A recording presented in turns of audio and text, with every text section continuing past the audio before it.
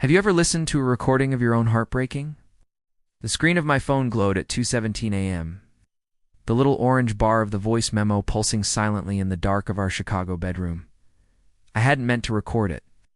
My phone, left on the nightstand in our master bathroom, had accidentally started a new voice note while I was downstairs getting a glass of water. When I came back up, I saw the timer ticking away. My wife, Jessica, was asleep, or so I thought.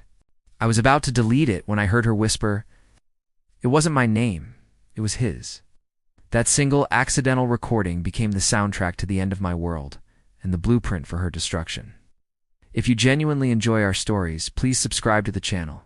Tell us where you're from, what time it is right now. It's always fascinating to know how far our story flows. For 10 years, Jessica was my everything. We built a life in a brownstone just off Lincoln Park, the kind of life people put on Instagram with hashtags like #blessed. I was a software architect. She was a high-flying marketing executive downtown. Our life was a curated collection of dinner parties, trips to Lake Geneva, and Sunday mornings spent with the New York Times crossword. But beneath the polished surface, something had started to crack. It began with the little things. The late nights at the office that became more frequent, explained away with a casual, big campaign launch.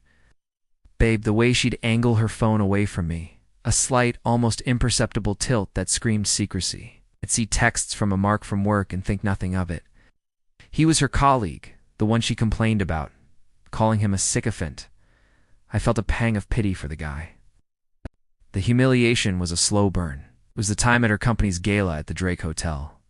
She introduced me to Mark, a man with a smile that didn't reach his eyes and a handshake like a dead fish. He was smug, looking at me with an unearned familiarity. Jessica laughed a little too loudly at his jokes, her hand lingering on his arm a second too long. I felt a cold knot tighten in my stomach, a feeling of being the punchline to a joke I didn't understand. Later that night, I overheard a coworker whisper to her husband, "She's brave, bringing you here." I didn't get it then. The coldness crept in slowly. She started finding faults in everything I did. The way I loaded the dishwasher, the shows I watched, the friends I had. It was a campaign of subtle erosion designed to make me feel small, to justify what she was already doing. She was a master manipulator, turning my questions back on me. Why are you so insecure all of a sudden? It's unattractive. The villains felt untouchable, operating in plain sight, protected by my trust. They were living a second life on my dime, in my home, while I was being gaslit into believing I was the one going crazy. The breaking point came after that voice memo, hearing her whisper his name, followed by a soft, contented sigh. It shattered me. I spent the next hour on the cold tile of the bathroom floor, not crying but vibrating with a silent, seismic rage. The man who loved his wife died on that floor. In his place, something cold and strategic began to form. My grief turned into fuel. The next morning, I was a different person. I greeted her with a kiss, the taste of ashes in my mouth. "Morning, beautiful," I said, my voice even. The game had begun. I started gathering proof with the meticulousness of a detective. I installed a keylogger on our home computer.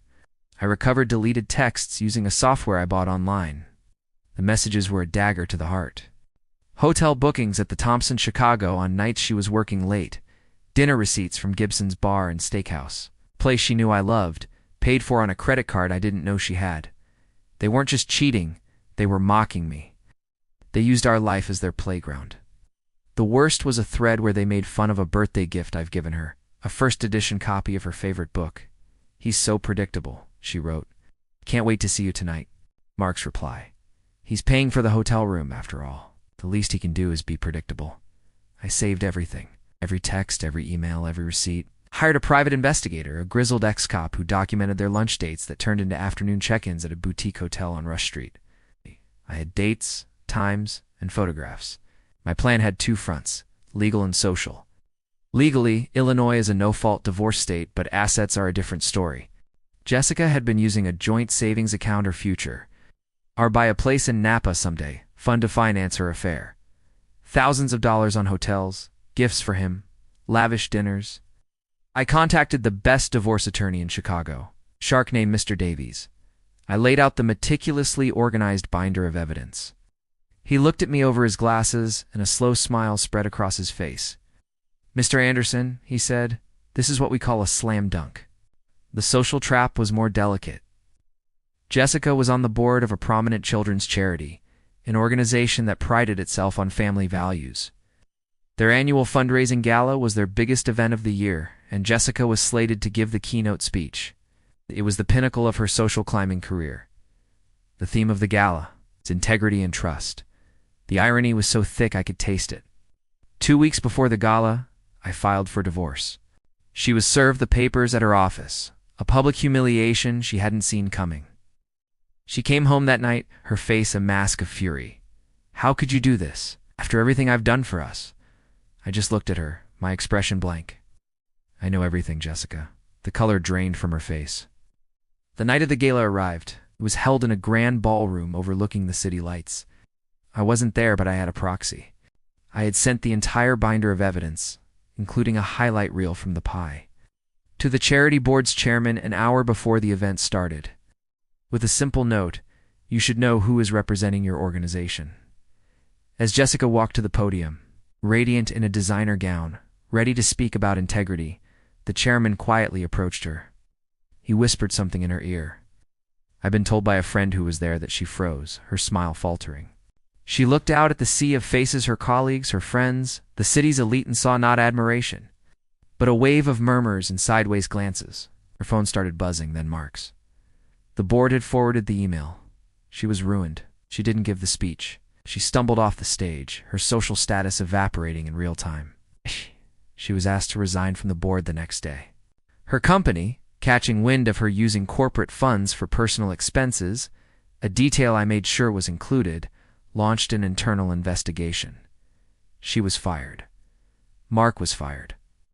In the divorce settlement, thanks to the evidence of her dissipating marital assets, she got next to nothing. The court ordered her to pay back every cent she'd spent from our savings.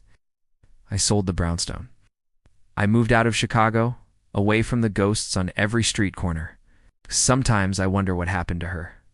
I heard she moved back in with her parents, a pariah in the world she'd tried so hard to conquer. The revenge wasn't a loud, fiery explosion. It was a quiet, systematic dismantling of a life built on lies.